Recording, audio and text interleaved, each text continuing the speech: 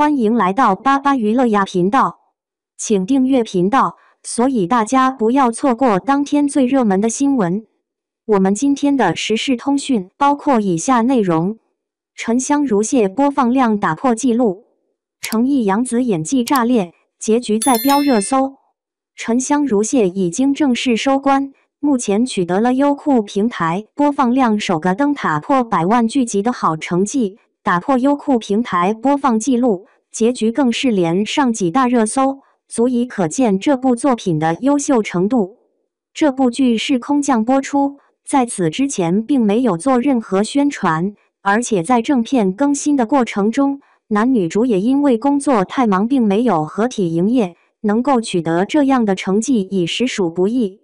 其实最开始很多观众看完沉香如屑的剧情简介后，都觉得它的剧情走向似乎陷入了仙侠剧的模板套路中，并没有任何新意，所以并不看好。与之前大火的《三生三世》或是《香蜜》十分相似，都是男女主共同经历了3世虐恋，最终走向圆满的发展趋势。可是当我们完整的看完整部剧集后，就会发现沉香如屑想要传达给观众的并不是情侣之间的小爱，而是通过东方极致对称美学，为我们大家讲述了真正的苍生大爱。在面对责任与爱情时，究竟什么才是仙侠的真正含义？第一是应渊是9重天上的帝君，他负有守护3界的重要责任，因此从小便被教育不得有情爱。在他的心中，天下苍生比任何事情都要重要。此时的他只有大情，却不懂小爱。颜旦是一个出生不过500年的四叶汉旦，他并没有经历过战场的凶险，以及因战祸而导致的流离失所之苦。爱上应渊后，他并没有考虑过苍生，只是想从对方口中知道一个答案，明确对方的心意。此时的他只有小爱，却并不懂苍生。第二是唐周作为凌霄派的天才少年捉妖师，同样以斩妖除魔守护百姓为己任。虽然最初遇到白漂亮时，他只觉得对方聒噪，但是在后来的相处中，却逐渐被他身上的善良所感染，而爱上了对方。即使后来颜旦已经恢复记忆，他却依然不愿放手，甚至为他判出师门，哪怕身边的所有人都告诉他，待他回天归位后需要尽帝君职责，他也依然坚定地表示自己只想做唐周，并不愿意回天。此时的他心中明白了男女之爱，却并不想将天下看作是自己的责任。但是颜旦却在帮助唐周掌4大神器的过程中，逐渐理解当初应渊为何会放弃自己的原因。看着唐周判出师门，他却为应渊毫无选择而心疼。经历了第2次的历练，颜旦明白，之所以自己能够身处在一个和平的3界，就是因为有像应渊这样的人在用自己的一生做出牺牲。此时的颜旦彻底明白了真正的苍生大爱。原来天上凡间的对称美学，是颜旦与应渊之间情感的换位，也是2人双向奔赴的见证。曾经的应渊心中会为了道义责任而放下心中所爱，后来的唐周却能够为了小爱而不顾一切。曾经的颜旦不解抛却责任的后果，后来的颜旦明白了真正的爱并不是要时刻厮守，而是要守护对方珍视的一切。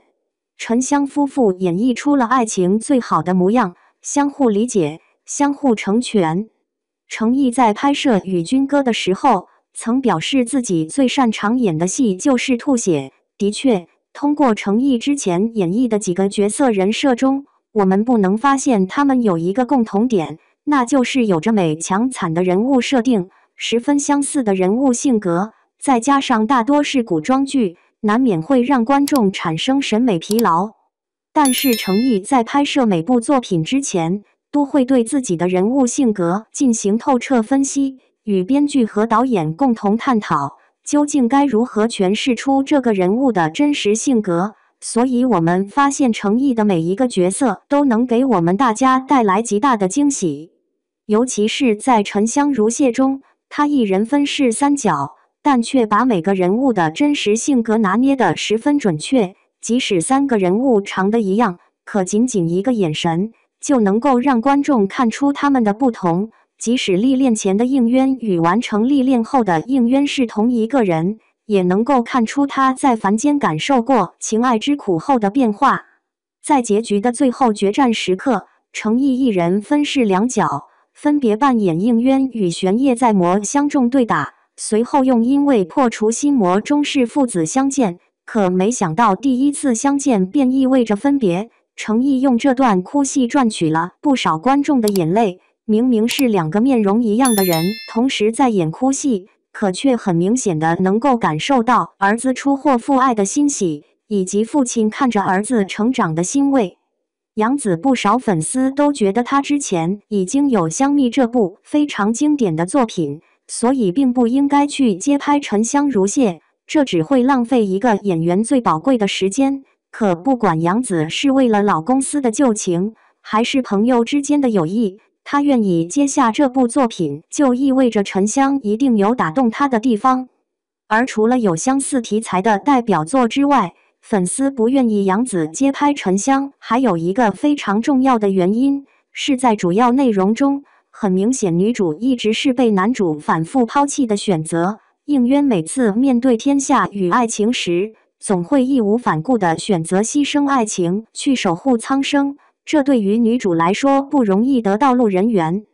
可实际上，当我们真正读懂颜淡这个人物的内心世界后，就会发现他在成长的过程中，明白了苍生与爱情之间的关系。对于男主做出的选择，他也表示认可，所以才会在最终选择与应渊一同赴死。他不仅是在遵守自己的诺言，让应渊去守护苍生，而自己去默默地守护着他，更是在给自己的爱情一个交代，那就是不为了小情小爱而罔顾天下苍生。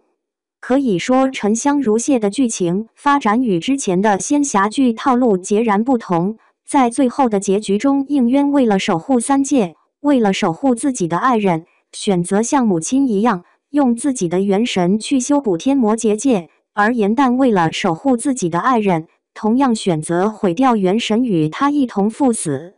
虽然这样的结局在不少观众看来是悲剧，但如果能够读懂沉香想要传递给观众的大意后，就会发现这才是一个最完美的结局。这两个角色本就不是会为了小情小爱而放弃责任的人设，有时牺牲并不意味着结束，反而意味着重新开始，就像玄烨最后终于打破心魔一般。